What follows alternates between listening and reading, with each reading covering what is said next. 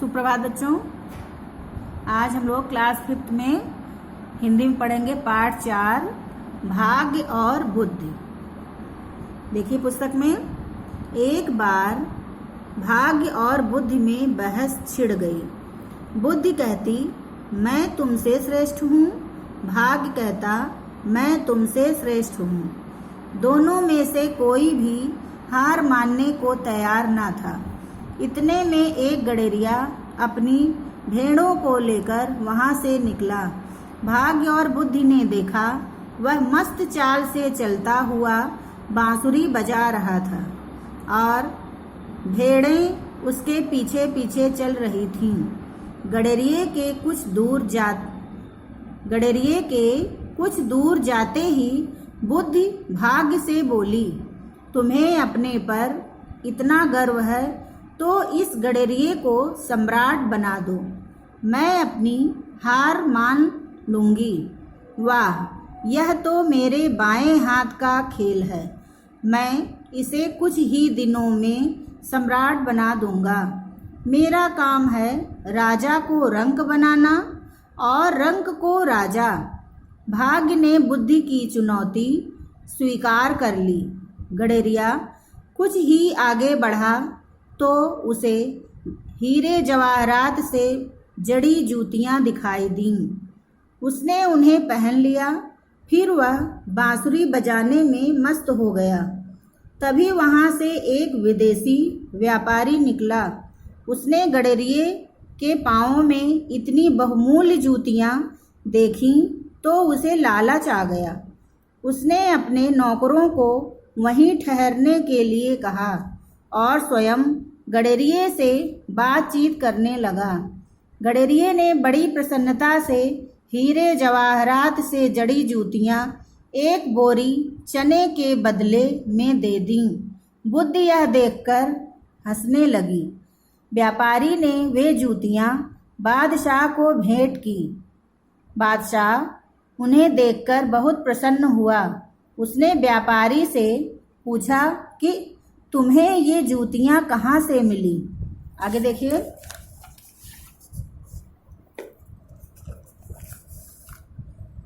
व्यापारी सच्ची बात बताना नहीं चाहता था। उसने कहा कि ये जूतियां मुझे हिंदुस्तान के राजकुमार ने भेंट की हैं। बादशाह ने सोचा कि इतने समृद्ध देश के राजकुमार से अपनी बेटी का विवाह करना ठीक रहेगा। उसने व्यापारी से अपने मन की बात बताई और तुरंत हिंदुस्तान जाने को कहा। व्यापारी रास्ते भर सोचता आया, गडेरिया देखने में सुंदर लगता है, राजसी वस्त्र आभूषणों से सज्जित होने पर वह राजकुमार सा लगेगा। शहजादी से विवाह करने के बाद देश का राज गडेरिये को मिल जाएगा। इस प्रकार मुझे भी कुछ ना कुछ लाभ अवश्य होगा। यही सोचते सोचते वह गडेरिये के पास पहुंचा। वह वैसी ही दूसरी जूतियां पहने अपनी भेड़ें हाँक रहा था। व्यापारी को देखते ही गडेरिया बोला, क्या मेरी जूतियां खरीदोगे? व्यापारी हंसकर बोला, अवश्य। उसने अपने सेवकों को संकेत किया और वे गडेरिये को पकड़कर ले गए। थोड़ी ही देर में उसे राजसी वस्त्र आभूषणों से सज्जित कर व्यापारी के पास ले आए। गडेरिया चीख चिल्ला रहा था। व्यापारी ने उसे डांटा, चुप रहो, हम तुम्हें बादशाह बनाने ले जा रहे हैं। बुद्धि यह देखकर हंसने लगी। परंतु भाग्य ने कहा, हंसती क्यों हो? यह तो सम्राट बनने ही वाला है। बादशाह ने कुछ ही दिनों में बड़ी धूमधाम से गडेरिये के साथ अपनी बेटी का विवाह कर दिया। गडेरिया बहुत घबराया हुआ था।